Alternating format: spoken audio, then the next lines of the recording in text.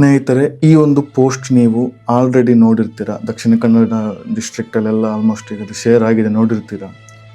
ಇನ್ನೂ ಕೂಡ ಅವರ ಖರ್ಚಿನ ನಿರೀಕ್ಷೆ ಏನಿದೆ, ಆ ನಿರೀಕ್ಷಾ ವೆಚ್ಚ ಏನಿದೆ 8ರಿಂದ 10 ಲಕ್ಷ ಇನ್ನೂ ಕೂಡ ಆ ಅಮೌಂಟ್ ಕಲೆಕ್ಟ್ ಆಗಲಿಲ್ಲ. ನಾನು ಕೂಡ ಈ ಪೋಸ್ಟ್ ನೋಡಿದ್ದೆ, ನೋಡಿ ನನಗೆ ಆಗುವಷ್ಟು ಆಮೇಲೆ ಫಾರ್ವರ್ಡ್ ಶೇರ್ ಎಲ್ಲ ಮಾಡಿದ್ದೆ. ನಾನು ನಿನ್ನಷ್ಟೇ ಗೊತ್ತಾದ್ದು ನನ್ನ ಒಬ್ಬ ಸ್ನೇಹಿತನ ಮಗು ಜಗದೀಶ ವೈ ಅಂತೇಳಿ, ಪ್ರೌಢಶಾಲೆಯಲ್ಲಿ ನಾವು ಒಟ್ಟಿಗೆ ಶಿಕ್ಷಣ ಮುಗಿಸಿರುವಂಥದ್ದು. ಈ ಒಂದು ಕಾಯಿಲೆ ಸೀರಿಯಸ್ನೆಸ್ ನೋಡಿ ನಾನು ವಿಡಿಯೋ ಮಾಡುವಂತ ಅಂದ್ಕೊಂಡೆ. ಇದರ ಎಕ್ಸಾಕ್ಟ್ ಕಷ್ಟ ನಿಮಗೆ ಅರ್ಥ ಆಗಬೇಕಾದ್ರೆ ಮೊದಲಿಗೆ ಆ ಕಾಯಿಲೆ ಏನಂತ ಅರ್ಥ ಆಗಬೇಕು, ಆಮೇಲೆ ನಿಮಗೆ ಹೆತ್ತವರ ಕಷ್ಟ ಅರ್ಥ ಆಗ್ತದೆ, ಯಾಕೆ ಅಷ್ಟು ಖರ್ಚಾಗ್ತದೆ ಎಂಬ ಒಂದು ಕ್ಲಿಯರ್ ಇನ್ಫಾರ್ಮೇಶನ್ ನಿಮಗೆ ಸಿಗ್ತದೆ. ಈ ವಿಡಿಯೋ ಪೂರ್ತಿಯಾಗಿ ನೋಡಿ. ನಾನು ಸಿಂಪಲ್ ಆಗಿ ಅದು ಏನಂತ ವಿಷಯ ಅಂತ ಎಕ್ಸ್ಪ್ಲೇನ್ ಮಾಡ್ತೇನೆ. ಅಷ್ಟು ಸಮಯ ಇಲ್ಲದವರು ಈ ಕೆಳಗಡೆ ಕಾಣಿಸುವ QR ಕೋಡ್ಗೆ ಇವಾಗಲೇ ನಿಮ್ಮಿಂದ ಆಗುವಷ್ಟು, ಆಮೇಲೆ ಕಳಿಸ್ತೇನೆ ಮತ್ತೆ ಕಳಿಸ್ತೇನೆ ಅಂತೇಳಿ ಪೆಂಡಿಂಗ್ ಇಡಬೇಡಿ. ಇವಾಗಲೇ ಸ್ಕ್ರೀನ್ಶಾಟ್ ತೆಗೆದು QR ಕೋಡನ್ನು ಯಾವುದೊಂದರಲ್ಲಿ ಸ್ಕ್ಯಾನ್ ಮಾಡಿ ಇವಾಗಲೇ ನಿಮ್ಮಿಂದ ಆಗುವಷ್ಟು ಅಮೌಂಟ್ ಕಳಿಸಿ. ಅರೌಂಡ್ 8ರಿಂದ 10 ಲಕ್ಷ ಅವರಿಗೆ ಕಲೆಕ್ಟ್ ಆಗಬೇಕು ಟೋಟಲ್ ಮನಿ.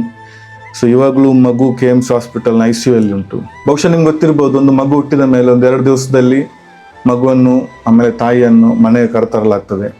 ಮನೆಯಲ್ಲಿ ಮಗುವನ್ನು ಸ್ನಾನ ಮಾಡಿಸುವ ಒಂದು ಸಡಗರ, ಕೆಲವರು ಮಗುವಿಗೆ ಬಟ್ಟೆ ತೊಡಿಸುವಂತಹ ಸಡಗರ, ಕೆಲವರು ಮಗುವನ್ನು ತಬ್ಬಿಕೊಂಡು ಮುದ್ದಾಡುವಂತಹ ಒಂದು ಸಡಗರ.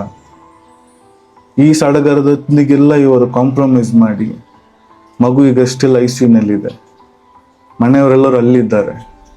ಎಲ್ಲರ ಮನೆಯಲ್ಲಿ ನಿಮಗೆ ಗೊತ್ತಿರ್ಬೋದಲ್ಲ, ನಾನು ಇವಾಗ ಹೇಳಿದೆಲ್ಲ ನಡೀತದೆ. ಒಮ್ಮೆ ಒಂದು ಮಗು ಹುಟ್ಟಿದ ಮೇಲೆ ಆ ಮುದ್ದು ಕೈಕಾಲನ್ನೆಲ್ಲ ಹಿಡ್ಕೊಂಡು. ನಾವು ತಿನ್ನುವ ಆಹಾರವನ್ನು ದೇಹವು ಶಕ್ತಿ ಹಾಗೂ ದೇಹಕ್ಕೆ ಬೇಕಾದ ಇತರ ಪದಾರ್ಥಗಳಾಗಿ ಪರಿವರ್ತಿಸುವ ಪ್ರಕ್ರಿಯೆಯನ್ನು ಮೆಟಬಾಲಿಸಮ್ ಎನ್ನುತ್ತಾರೆ. ಈ ಪ್ರಕ್ರಿಯೆಗೆ ಹಲವಾರು ಎಂಜೈಮ್ಸ್ಗಳು ಬೇಕಾಗುತ್ತದೆ. ಕೆಲವು ಮಕ್ಕಳಲ್ಲಿ ಜನ್ಮದಿಂದಲೇ 1 ಅಥವಾ ಹೆಚ್ಚಿನ ಎಂಜೈಮ್ಗಳು ಸರಿಯಾಗಿ ಕಾರ್ಯನಿರ್ವಹಿಸುವುದಿಲ್ಲ ಅಥವಾ ಇರುವುದೇ ಇಲ್ಲ.